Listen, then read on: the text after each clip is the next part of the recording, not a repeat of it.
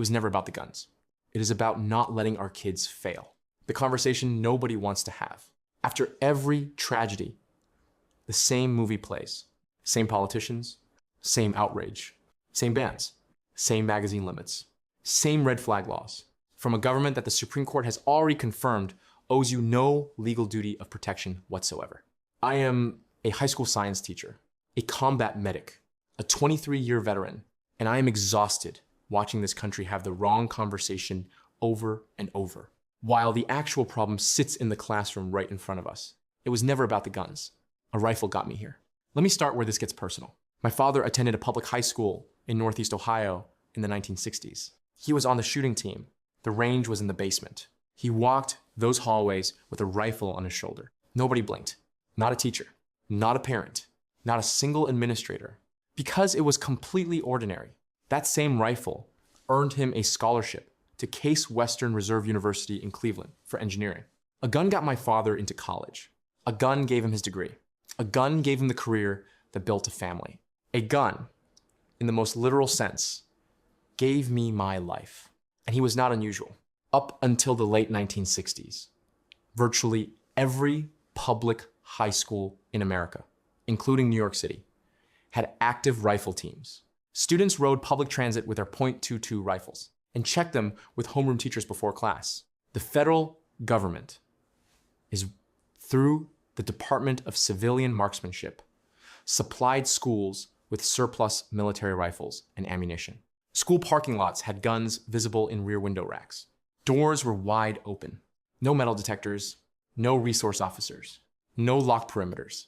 Any person could walk into almost any school in America without challenge. And there were no mass shootings. Not fewer, not rarely, none. In the pattern we recognize today.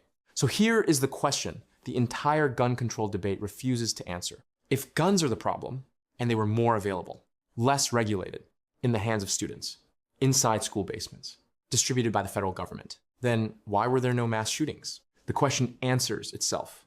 What actually changed? Not the guns. Semi-automatic weapons existed before Columbine. High-capacity magazines existed before Columbine. The hardware did not change in any meaningful way that explains the timing of this epidemic. What changed was the human being holding the weapon. And I can speak to this with a very specific kind of authority. As a teacher who watches the product of this cultural failure walk through my classroom door every single morning, we stopped letting children fail, and it is killing them. Simon Sinek told you, you just were not listening.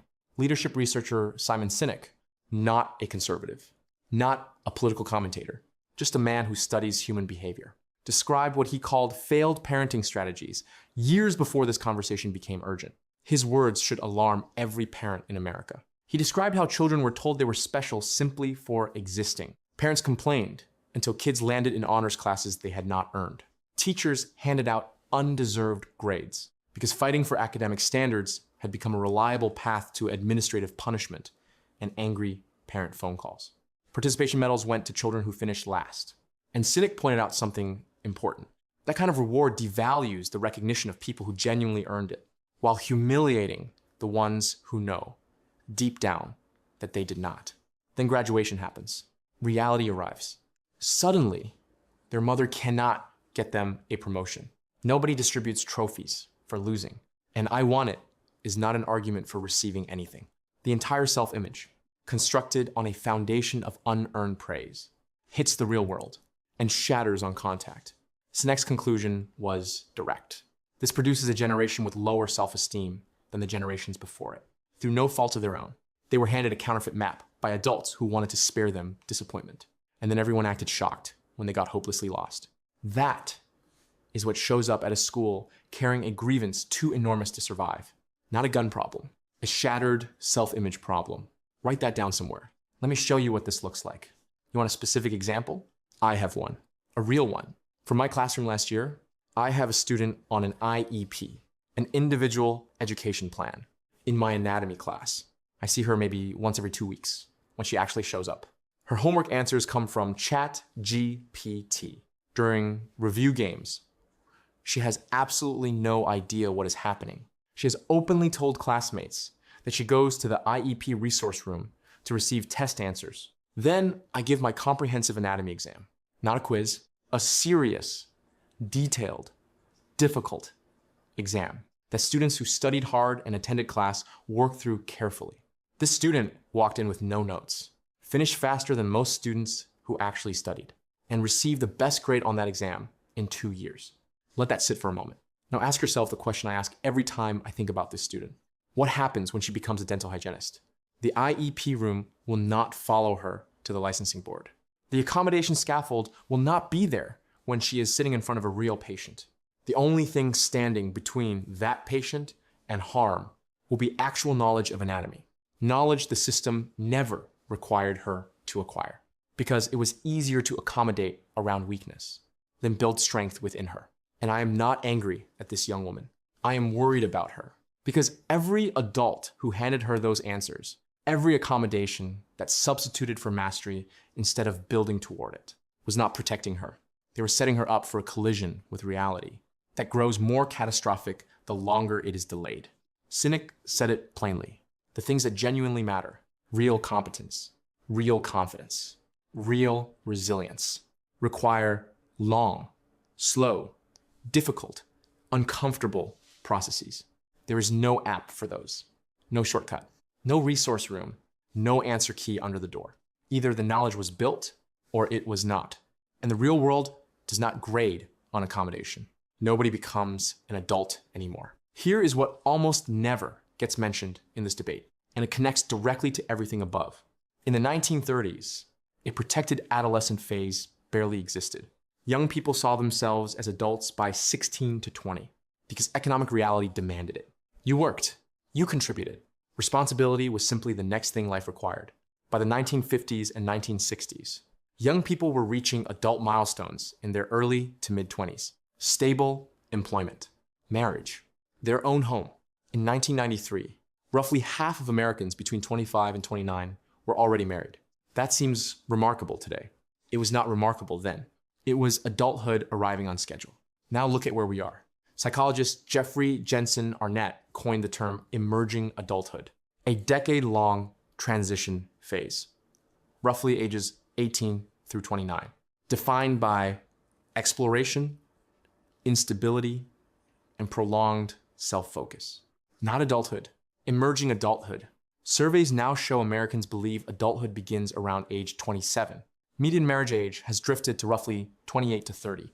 Many young adults still live with parents well into their mid-20s. Housing costs and student debt are real. I am not dismissing them. But something deeper is happening.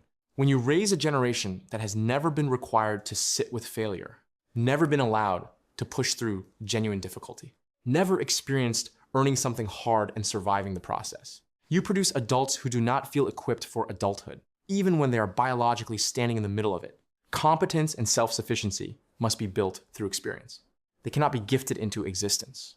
They cannot be accommodated into existence. A 25-year-old who has never studied for a real exam, never pushed through real discomfort, never failed at something important and rebuilt afterward, is not really 25 in any meaningful sense. That is a teenager with a driver's license and a ballot. And when the collision finally comes, when there is no IEP room, no retake, no accommodation, and the patient is in the chair, nobody is going to be ready for it. Least of all them, the phone in the pocket is not innocent. Simon Sinek also extended this analysis to technology, and his framing has stayed with me ever since I heard it. We impose age restrictions on smoking, gambling, and alcohol because we understand adolescent brains cannot responsibly manage addictive substances. Then we handed children smartphones and social media with almost no restrictions during the most neurologically vulnerable stage of their development. Sinek described it this way.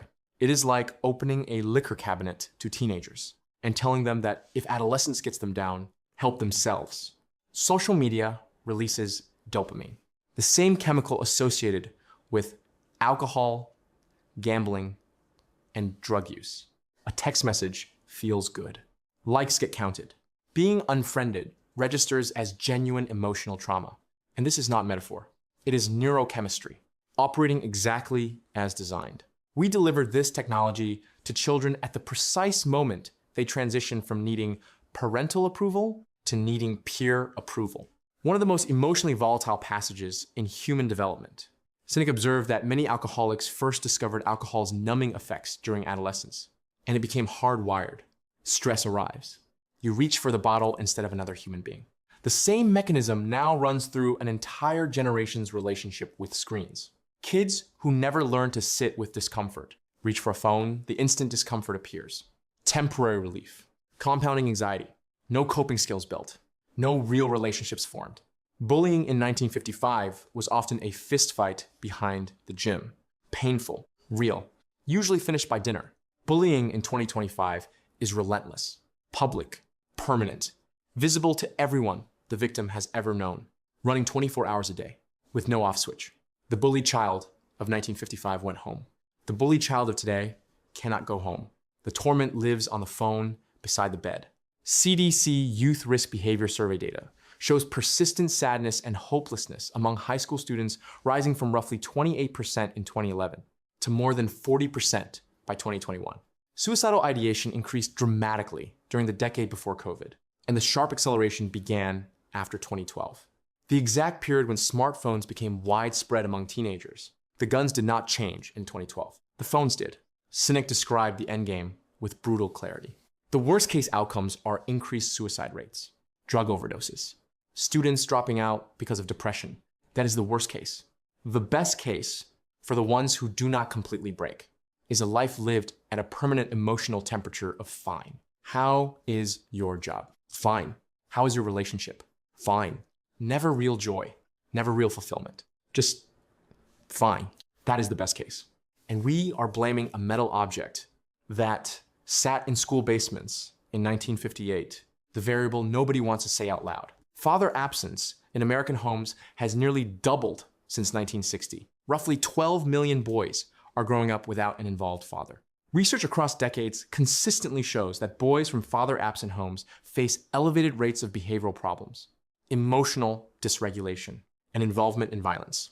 Fathers teach boys things schools cannot outsource: stoicism, risk management, how to take a hit and get back up, how to lose without believing the world has ended, how to sit in discomfort and decide it does not get to win today. These are precisely the capacities missing in many of the young men who commit these acts.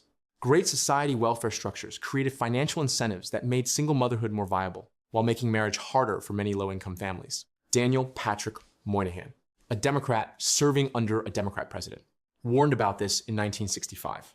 Nobody listened. The incentives stayed in place. The outcomes followed. 50 years of incentivized fatherlessness later, we are debating magazine limits, a list from 1963 that deserves your attention. On January 10th, 1963, Congressman A.S. Herlong Jr. of Florida read into the congressional record a list titled 45 Communist Goals for America. The list was compiled by researcher Cleon Skousen. 3 of the goals read as follows. Goal 17, get control of the schools.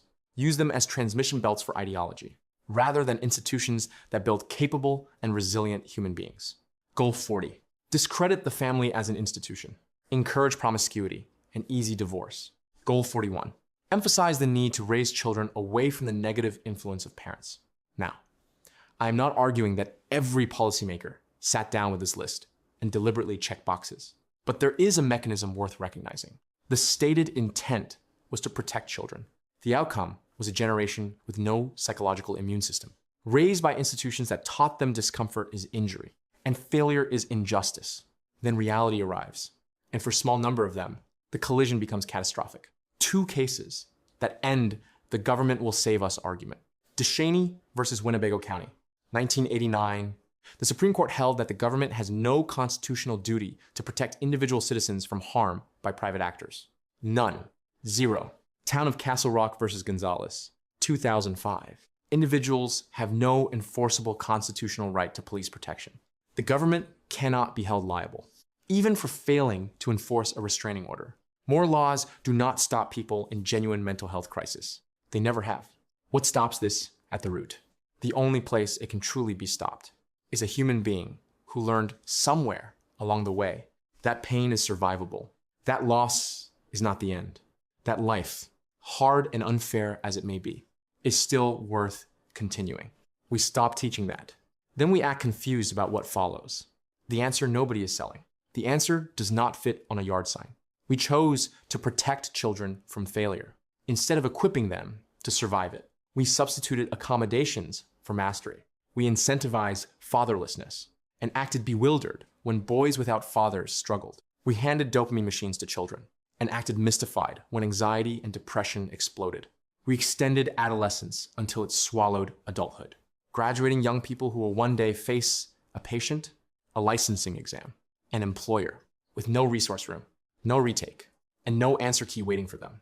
The answer is rebuilding what was dismantled. Fathers in homes, schools that tell children the truth about their performance, a culture that treats failure as a teacher, not a trauma. Purpose for young men who currently find none anywhere they look. My father's rifle gave him a scholarship. It gave him a degree, a career, a family. It gave me my life. The weapons have always been here. The epidemic of broken young people with no coping skills, no resilience, no experience of earned success, and no genuine sense that life is worth surviving. That is new. Fix the human being. The guns were always there. The mass violence was not. Tell me what changed. If this article made you think, like this article, so the algorithm shows it to people who need to read it, share this. Every share helps spread the conversation. Comment below with your take. When did we stop letting kids fail? And what would it actually take to start again? Tell me. And if you want more of this, the data, the history, the science, the stories, join Beeski's Classroom community or follow me on YouTube. Even better, subscribe to my account. It costs about the price of a cup of coffee each month. Your support keeps this classroom open. And I promise, I will never run out of material as long as the political circus keeps trying to outdo itself. But what do I know? I am only a science teacher who watches this unfold in his classroom every morning. A medically retired Army combat medic, a 23-year veteran, a father of 4, and a man who owes his very existence to a rifle that helped his father earn a college degree.